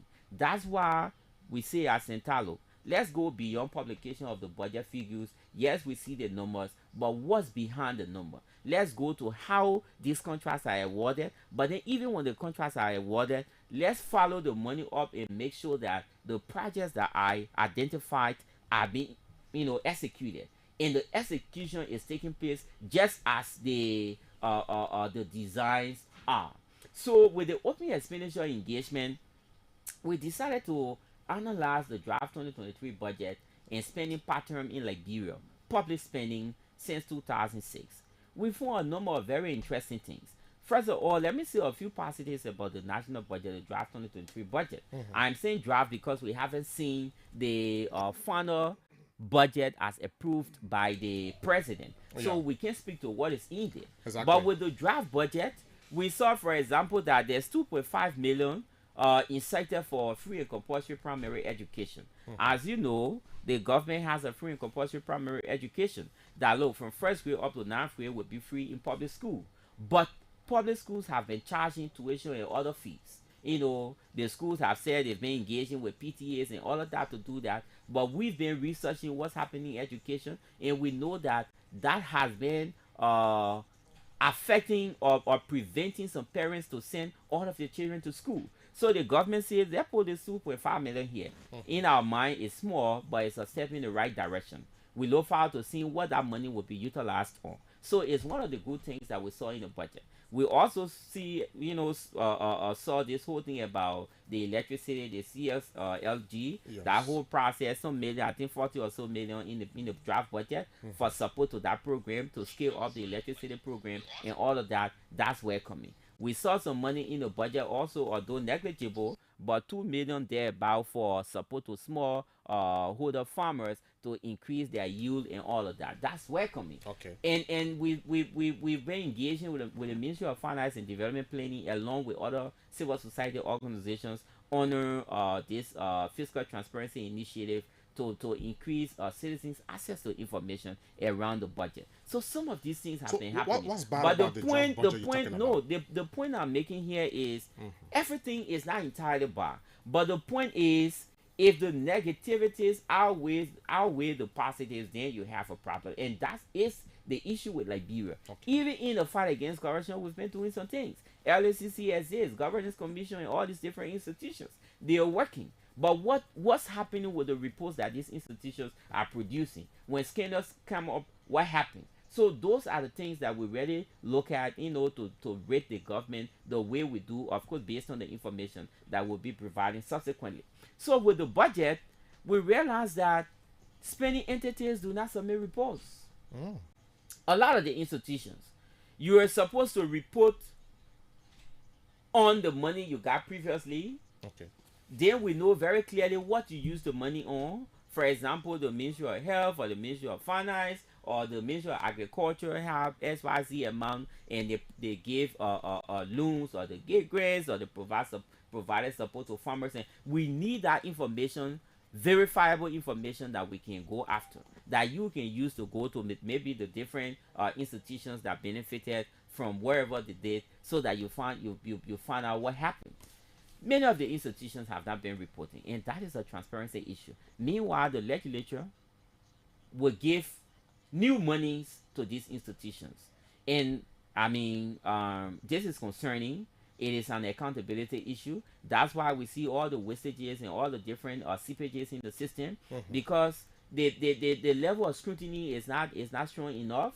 The legislature could lose with actors in the executive to do a lot of these things. So it then affects the overall impact of the national budget. That's one. We also realized that there is budget corruption. And that budget corruption looks at, for example, people who are supposed to ensure that there is transparency, accountability around the budget process. They engineer corruption in the process or in the system. What do I mean?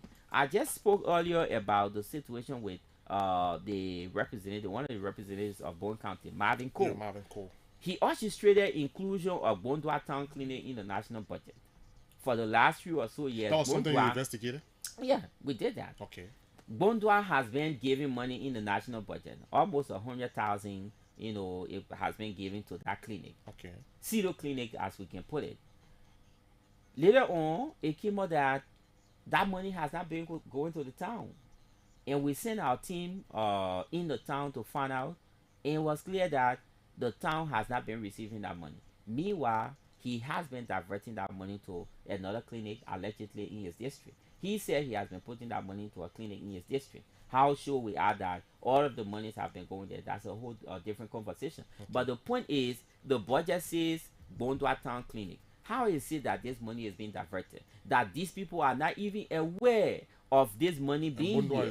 If the intent was good, there would have been conversation with these people, with the citizens of Bondwa Town, to say, look, here, we have some money here, but let's work together and ensure that XYZ things happen. But, I mean, a lawmaker deciding that he will shift lines in the budget, divert money that is meant for something to another thing, that is corruption. That is an issue. Okay. So we saw that. Two things on the budget before you coming. Another thing we realized is that the whole issue of decentralization is more on paper than in practice. We ran some analysis to local spending patterns.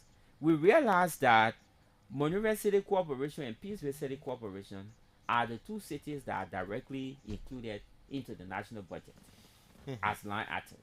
Yeah. MCC in 2022 received over 7 million. The Pittsville City Corporation received a little over $2 million. What did the government put in the budget for, the locals or counties? 200 and something thousand for the rest of the other local structures. Negligible, far. So then the point is, if you have Pittsville City, you have Buchanan, you have Gantor, you have Harper, and all these other cities that have challenges that are supposed to deliver, ensure that environmental safety, waste management and all of that. How do you expect them to perform? So we see that as a slap in the face of decentralization, that you are supposed to give resources across so that counties or people in rural areas or places away from the capital city benefit, but they are not benefiting just as the Pittsville City Corporation and the Monroe City Corporation are benefiting. We also realize that there's prioritization issues, misprioritization. Some of the institutions receive far more support and they have less work. They're doing far less. The institutions that are supposed to really help to strengthen the government process and get us on the level we're supposed to be. For example, we realize that in the draft 2023 budget, the office of the speaker is giving over $2 million. The deputy speaker 1.2 million, a little over 1.2 million. Combined, those two offices receive over 3.2 million in the draft 2023 national budget. That money is the same or far higher than the money that 4 different public integrated institutions are getting. The Public Procurement and Concession Commission, for example, is giving a little over 800,000 in the draft 2023 national budget. The Liberia Extractive Industries Transparency Initiative is giving a little over 400,000. The Information Commission, 200,000 thereabout. So when you put these monies together, they are less than the 3.2 million that the 2 offices are getting, political offices.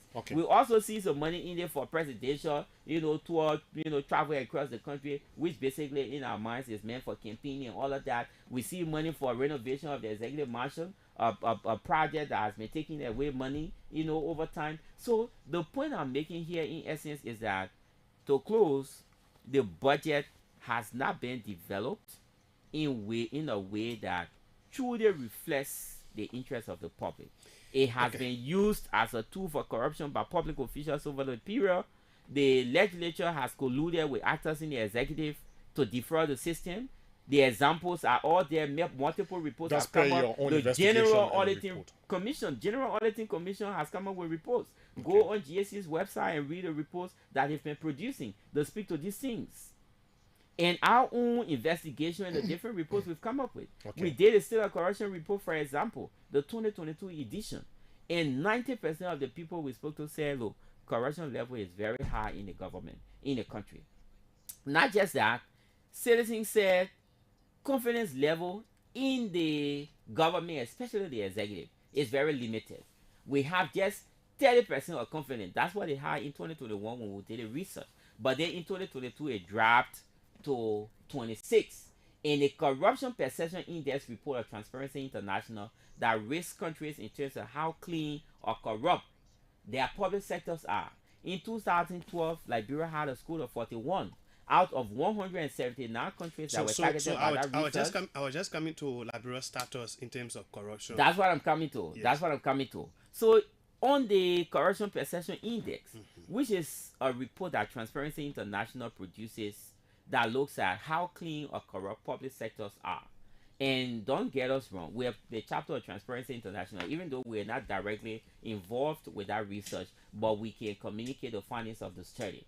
There are other studies that focus on corruption in civil society, media, and all the other sectors.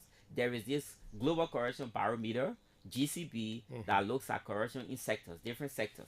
Even that report disaggregates government to say, look, the judiciary, the executive, the legislature, and all the different institutions. But then this report, the CPR, is exclusive and focuses on public sector corruption.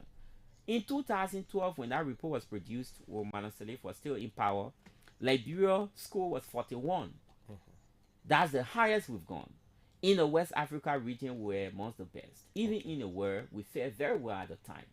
Instead of Liberia progressing By then, we have passed the Freedom of Information Law in 2010. We had the Public Financial Management Act coming to be in 2009. A lot of different things we were doing. The Freedom of Information Commission, the processes around development of the Code of Conduct and actualizing or finalizing it in 2014 was on. Some of the initial meetings took place at St. Task office, by the way, because we've been around for some time. So we have acceded to a lot of the international frameworks, the UN Convention Against Corruption, the ECOWAS Protocol on Corruption, AU. I mean, all the different frameworks basically to support the fight against corruption. We were amongst the first to accede to the EITI process, Extractive Industries Transparency Initiative. You know, we were the torchbearer in Africa, by the way. So our rating at the time on the CPI was 41 out of 100. Okay. So on a scale of 1 to 100, we were at 41 at the time. One of the best performers in Africa and in the West Africa region. You think we're below the belt now, Since right? that time, Liberia has been declining. When Madam Sali left power in 2018, she left the CPI score at 32. And at that time, when we had a 41, out of 179 countries, our rank was 75. Meaning we were the 75th country amongst out of 175 countries. That was very good. Even though 41, yes, not too good if you want to set the bar very high, but relatively it was okay. She left power. Instead of prosecuting her officials, she started putting her neck on the chopping board for some of her officials. She started appointing her son Robert Salif and all these people to work pro bono at NOCA. Our question at the time was, if you want this man to work pro bono, why can't you send him to Grand Crew to be superintendent? Why can't you send him to some other entities that quote unquote do not have money? You have to send this man at NOCA. And we know that NOCA, the board was getting over $1 million for their operation annually. So we saw what happened that even led to the bankruptcy of the National Oil Company of Liberia. So she started to do that, and her rating, the country's performance declined to 32. This government came to power in Cello. With what we've seen and the commitments we've made in the CDC manifesto, the platform, and the statement the president made during his inauguration, that those who think that they want to feed on the public in terms of correcting the system should think twice, because they will have no space in his administration. We took that statement as a statement in good faith and said, look, we need to follow this process up. Thankfully, in the proper agenda for prosperity and development, pillar 4 on governance and transparency, anti-corruption was highlighted. And the government said, look, it would make efforts to take the CPI score from 32 back to 41 and even beyond. What have we seen? Since the president took over, he has presided over the biggest decline in the West Africa region on the CPI amongst the Mano River Union countries. We've declined by 6 points. From 32, we are now at 26. Since 2012, Liberia has declined by 15 points on the CPI. We are amongst the biggest decliner on the CPI worldwide. That is concerning. In the report before the current one, our score was 29. We dropped by 3 points between 2021 and 22. Right now we are at 26. That is concerning. So the accountability credential of this government is very poor. The president has refused to lead by example. He came to office and started building mansions for himself. That was not a very good example he was setting for his officials. Assuming without admitting that he had money prior to coming to government. Why he didn't build those properties before coming to government? Only when you preside over public resources, you basically control the national budget. Somebody would think he's unwilling to do that, Mr. Miami. But that's why I said he has not been leading by example. Even the asset declaration, it took noise in the public space, increased engagement for the president to declare his assets when he came to power. You have a code of conduct that says that public officials should declare their assets, incomes, and liabilities when they take over, when they come to public service. The law says re-declare after 3 years and do exit declaration. It also says when you promote anyone, if I'm assistant minister and I get promoted to a deputy ministerial position, I should re-declare. The compliance level with that law is very limited. And those at the top, including the president, they've not been leading by example. I'm concerned about which is concerning. I'm concerned about the level of cooperation between your institution, all of those institutions you follow up on, in your report and all like that? How is it going? We can say there's cordial working relationship. There are issues, of course. Some of the time we do not, get the kind of access we need to get. Okay. But the good thing is we have the public on our side. Sometimes we get discouraged. We say and say, look, the reports we're coming up with, the recommendations we're making. Yesterday in Equitown, somebody asked us, what are some of your challenges? And we said, look, one of the main issues we have is the fact that these reports we come up with, we make recommendations, but then the policymakers, the president doesn't listen most of the time. For example, when the scale-up came up on the Ministry of Foreign Affairs, we told the president, look, the government, the president, by the way, that, look, there have been issues over time at the Ministry of Foreign Affairs, whether the Japanese oil grant and, the money and all of that during the era of Manaseli, that there have been passport scandal and different issues around the passport thing, accountability issues. Set up an independent committee comprising of actors in government and people away from the government to investigate this matter. The president didn't listen. It's been more than 1 year since the president asked the Ministry of Foreign Affairs to investigate itself. There's no here until in terms of where we are with that investigation. If anything is happening, it's in the dark. They know, but no information is available to the public, basically. These are the things that are happening. When scandals are reported, you will expect that there will be administrative actions. Yes, we know that people are innocent until they can go through the court process. But when you realize that some of the pieces of evidence available to you are glaring, you can take administrative action. Those who serve in the executive work at the will and pleasure of the president. So you can dismiss, you can suspend, you can take all the actions while people go through court processes and all of that. We haven't seen much of that, which is a challenge. Because we're running out of time. We have another we could go on and on, but ahead. The conversation is good. I think many persons following will want to listen to this kind of conversation at all times. But I'm very sure that we need to create a space that maybe we can bring you at all times to talk about this thing, because we need maybe 2 hours exclusive. We need to have go in depth. An accountable society where everything is fair, everything is transparent. We ensure that our leaders are accountable, and with all of this conversation, I think we ourselves, the public, the ordinary people, will start to hold accountable their leaders. Let's see whether we can take few calls before we come back to you. 0777 105 100, 0555 105 100 are the numbers you can call. You're listening to The Hard Talk is on ABC Radio 105.1. Our guest is the Executive Director of SINTAG, Mr. Anderson Miame. Kodos, let's hear from you. Maybe you have question to ask him. Maybe you agree with him, you disagree with him, because in every word there should be sometimes disagreement, whether the person is even preaching from the Bible. There are others who will disagree. So let's hear from you wherever you are. 0777 105 100, 0555 105 100 are the numbers you can call, and then you'll be live here on The Hard Talk. You were outlining some of the challenges you are confronted with as an institution, Mr. Miame. You just stated one. You care to further expand on those challenges you are encountering as to do the job? Yeah, this is a risky job, but we see more benefits in doing this than the threats. Risky? Yeah. Do you sometimes receive threats? Yeah, threats, of course we do that. Online bullying, sometimes physical, verbal threats. We receive calls at some point when we have some of these engagements. What do you guys want to prove and all of that?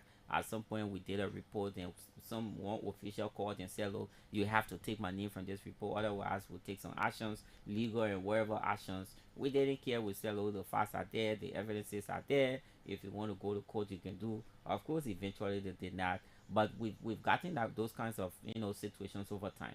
But we're aware that this is not a bread and butter kind of work. That's what makes it a little bit different from some of the other civil society organizations. Because if you are into service delivery, for example, where you are building schools, you're building clinics, or you're providing, sanitary pads, or you're giving books and different things, those are things that are less controversial. But if you're coming here, for example, to say, look, the president is not leading by example, the legislature is not leading by example. They've been abusing public trust. they've been using the budget, the national budget, as a tool for corruption. Many of them would not want to hear these kinds of things, but is it not the reality? Do they not speak to the realities of the country? Yes, they are.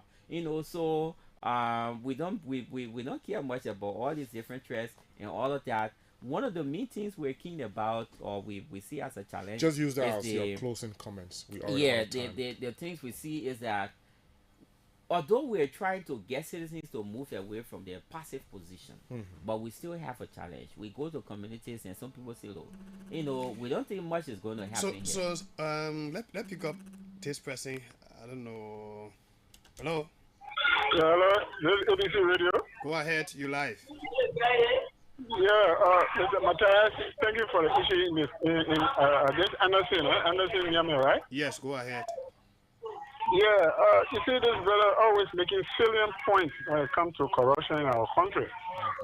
But you see, one thing I don't really understand, he comes up with all these revelations, all the things, and the government, the past government, they're doing the same thing, and this government, incumbent government, is continuing to do the same thing. Where do we go from here? You see, because look at our budget, our budget, the last budget year, they got something there for $80 million for domestic debt. Now, this domestic debt, there's no justification for domestic debt. Every year we see domestic debt. There's no critiquing on the domestic debt, and we have the hospitals, the schools, they are underfunded, and other things there. So then, I want to really ask this Mr. Nyame on this issue here. Where are we going from here? What is the remedy? What is the way that we can stop this? Okay. Thank you. All right. Thank you. Okay. Thank you. Thank you, Chief. Mr. Nyame, yeah, just continue from where you stopped and probably address his concern. Yeah, he made some good points there, and I can sense the frustration in his voice. He's right. If people are engaging, if people want to see the right things happening, and they don't see them, they tend to get frustrated. And that's where some of the people come in when we're engaging with them to say, look, we don't think anything is going to result from what you're doing here.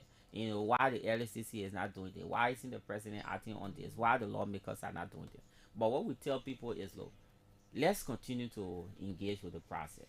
The level we are right now is not where we were many years ago in terms of the space. And this one thing that is positive about this government or the governments we had before, and even this government, appreciable environment or the space is created for us to have this kind of conversation.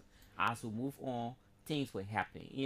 The pace at which they are happening, yes, is not satisfactory. We want to see far more results in terms of actions, in terms of countering corruption.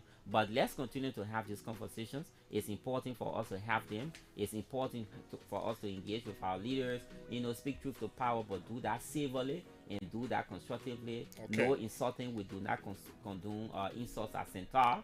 We speak to the issues with evidence and all of that, because that's the only way we can bring civility to the conversation. It's a real pleasure to be here.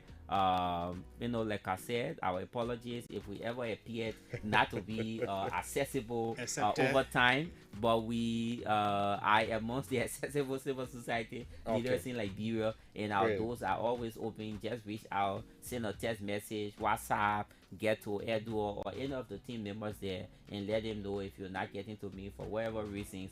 We'll find time to come, because we need to continue this conversation for the good and betterment of Liberia. It's good for us that we have Edward. So anytime we want Edward, to get to you, it's easy. Akaman is Mr. Anderson Nyame, the head of the Center for Transparency and Accountability in Liberia. He's the executive director. He's been our guest on the second and final lap of the show. Before you close, many a times when you listen to such discussion, you hear people, in fact, more like teaching. Yeah. You will have plenty of people calling. But Yeah, when the politics, you listen to the we try to allow him, go in depth and provide all of those important detail we need to know. So it's been a wonderful time. We'll be here again Wednesday, but don't forget tomorrow, Joe Neutral One will be here to continue with the Hard Talk on ABC Radio. My name is Theo Williams. Anton and I have been here with the show. Have a great day.